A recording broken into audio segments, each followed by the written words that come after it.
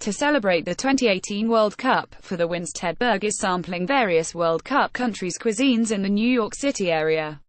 To recommend a dish or a restaurant, email asktedberg@gmail.com.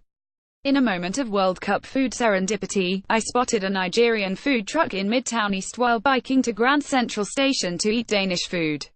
I looked it up and found a bunch of favorable reviews from people who said they were Nigerian, which lines up, since it's stationed right outside the Nigerian embassy. Many reviews recommended the jollof rice with spicy goat, so I went for that. The World Cup country Nigeria. The food jollof rice, served here with spicy goat, from DF Nigerian food truck on 2nd Avenue and 44th Street in Manhattan.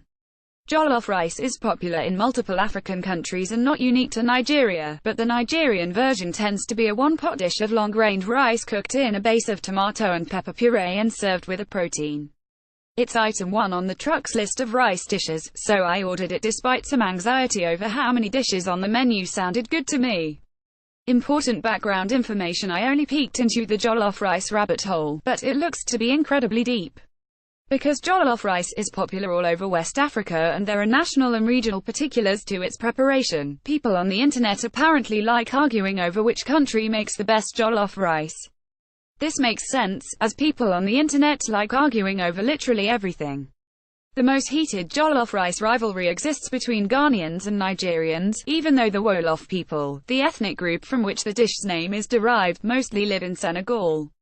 I am woefully unqualified to draw such distinctions, but my first few days of researching foods from World Cup countries has emphasized the way national borders don't really correlate with ethnic and cultural ones. Jollof rice did not originate in the area now called Nigeria, but it's definitely something people eat and enjoy there, and so an apt entry for this series. What it looks like: USA Today sports how it tastes. It's delicious. The plate above cost $14, which seemed like a lot considering the huge ratio of rice to goat meat. But this is no ordinary rice. It's perfectly tender and pleasantly chewy without seeming too sticky or gummy or overcooked, and there's so much flavor in every bite that the meat, and you'll never, ever hear me say this again, almost seems superfluous.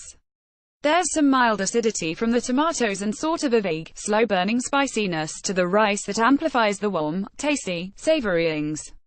It doesn't taste exactly like anything I've had before, but it also doesn't taste at all exotic. It's cozy, like a strong, comforting hug. While picking up my order, I mistook some wrapped candies on the counter for hot sauce, so I asked for hot sauce and the guy offered a side of buka sauce, which I had inquired about while ordering. That's the ramekin of greenish stuff behind the rice and goat in the photos above. It, too, is delicious, but when added to the jollof rice it overpowers the more subtlings with an assertive, peppery heat. I add hot sauce to almost everything, but the rice here really needed to enhancement. The goat part of it was fine, but secondary. The rice is where it's at, and good enough that you understand why people would fight about it.